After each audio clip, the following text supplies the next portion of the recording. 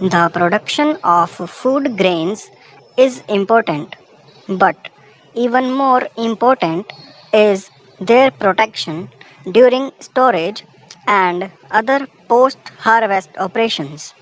Undoubtedly, the country has seen steadily increasing production of food grains during the post Green Revolution era. However, there has been no let up in the post harvest losses all these decades. Nearly 10% of about 300 million tons food grains produced by the country is lost in various post harvest operations, including about 6% loss during grain storage.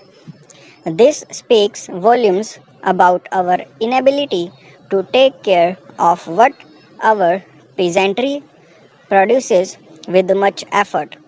This is an avoidable national wastage. According to one estimate, post harvest losses in India amount to 12 to 16 million metric tons of food grains each year, a quantity that the World Bank estimates could feed one third of India's poor.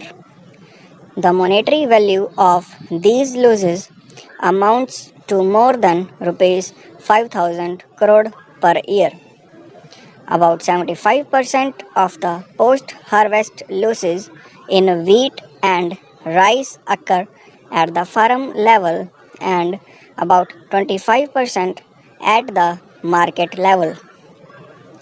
Of these, nearly 35% losses occur during storage, while harvesting and threshing operations together account for about 17% of the losses in both crops, apart from 20% transit losses at different levels.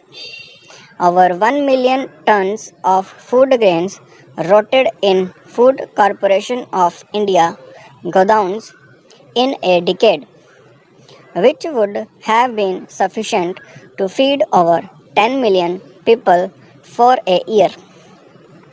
Due to insufficiency of covered storage capacity, about 60% is stored under cover and plinth storage.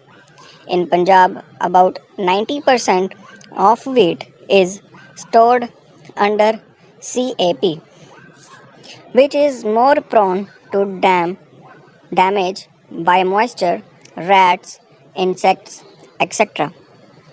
It was in view of this huge and deplorable wastage that in 2010 the Supreme Court had directed the central government to ensure free distribution of food grains among the poor if we were unable to store the produce safely. Even after over 7 decades of independence, we are unable to provide the required infrastructure at the farm and government levels for safe storage of the produce.